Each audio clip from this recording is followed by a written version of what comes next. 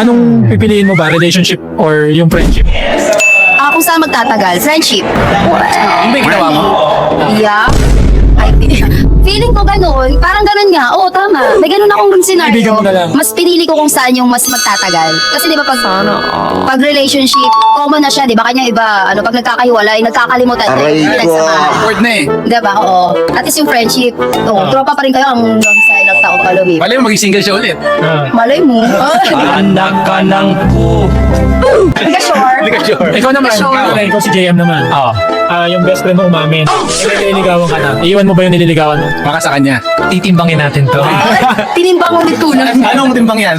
Sino mas magaling sumisip? Sino yung mas mahaba yung breath hold?